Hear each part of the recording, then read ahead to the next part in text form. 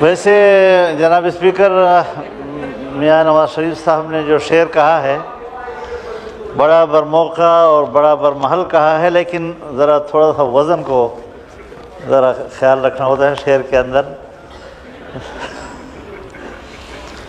زہر بھی دیتے ہیں کہتے ہیں کہ پینا ہوگا، اس میں تو نہیں لگانا ورنہ شعر کا بیڑا غرق ہو جاتا ہے۔ مولانا صاحب نے کہا کہ شعر کا وزن برقرار رکھنا چاہیے، یعنی اصلاح کے طور پر فرمایا۔ تو اصلاح کے جو ہے وہ اصول اور طریقہ قرآن اور احادیث میں مذکور ہے کہ کس طرح اصلاح کی جائے۔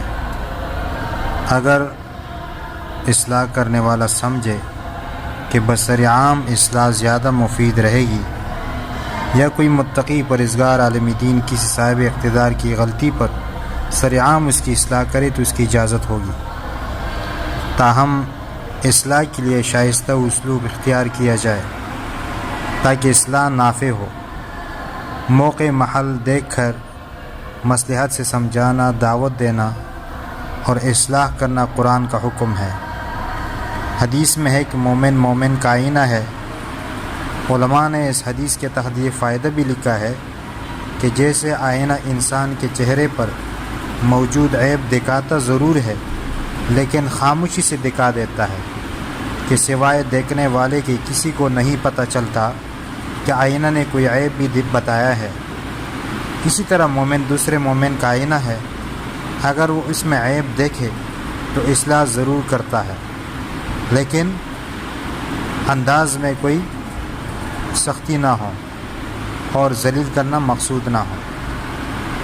بعض علماء کا قول ہے کہ جو حق بات حق نیت سے حق طریقے سے بیان کی جائے انشاءاللہ وہ ضرور اثر کرتی ہے۔ اس لیے اصلاح کے طالب علم کو چاہیے کہ مذکورہ 3 شرائط ملحوظ رکھے تاکہ نصیحت میں اثر پیدا ہو، یعنی بات حق ہو۔ نمبر 2، نیت اخلاص کے ساتھ خیرخواہی ہو، کسی کی تحقیر و تذلیل نہ ہو۔ نمبر 3، حق طریقے سے یعنی مصلحت کے ساتھ کہی جائے۔ ان شرائط کی رعایت رکھتے ہوئے نصیحت کی جائے تو آج نہیں کسی نہ کسی دن اس کا اثر ضرور ظاہر ہوگا۔